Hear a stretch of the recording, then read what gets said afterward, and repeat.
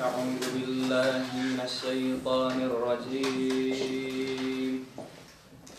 بسم الله الرحمن الرحيم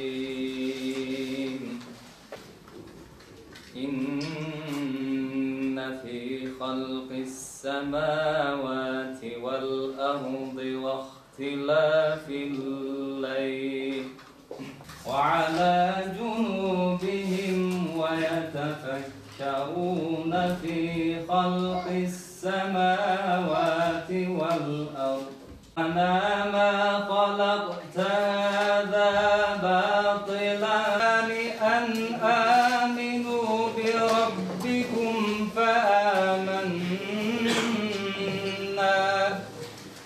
Evet Müslümanlar, büyük bir acıdan çıktık. Gerçekten deprem büyük bir acıydı. Rabbim depremde rahmet etmiş olan bütün kardeşlerimizi şehit mertebesine ulaştırsın inşallah Teala. Hasta olan bütün kardeşlerimize, yaralı olan bütün kardeşlerimize Şafi ismiyle şifa versin inşallah. Evlerini, barklarını, iş yerlerini kaybetmiş, dünyevi olarak zarara uğramış kardeşlerimizin de en kısa zamanda evlerini de, iş yerlerini de tamama erdirsin. Onları inşallah Teala bu musibetten en az zararla kurtarsın diyelim. Ya Rabbi bizi tövbesini kabul olmuş olanlardan eyle. Ya Rabbi çünkü sen tövbeleri seversen Ya Rabbi bizi sevdiğin kulların içinde eyle Ya Rabbi. Ya Rabbi bu depremden mali giden, arabası giden, iş yere giden kardeşlerimizin sabrına sabır kat Ya Rabbi. Ya Rabbi dünyanın dört bir tarafında bu kardeşlerimiz için kalbi acıyan, bu kardeşlerimize yardım eden bütün hayırseverden sen razı ol Ya Rabbi.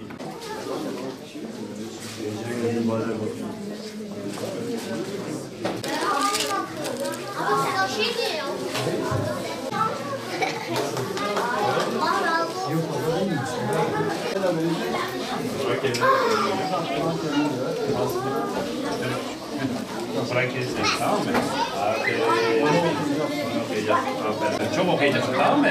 Aferin. Hadi, aferin.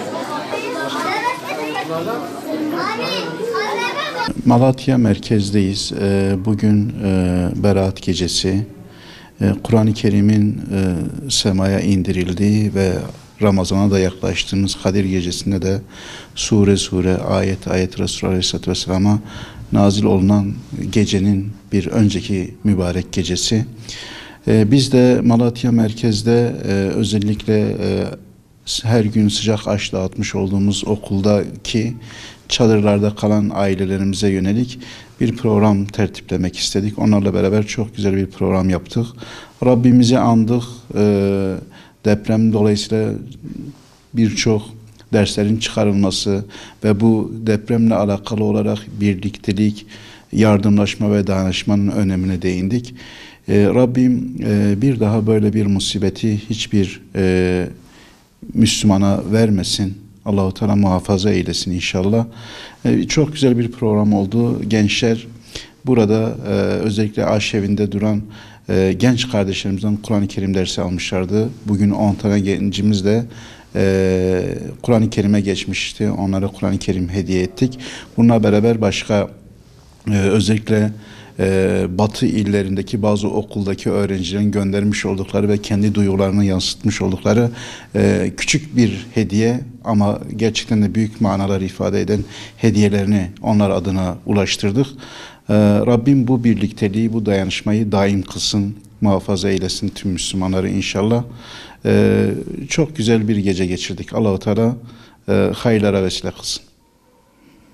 Deprem olduğu zaman bir günden Umut Gervani bizim yanında kaldı ve sonra ders Kur'an'ı aldık.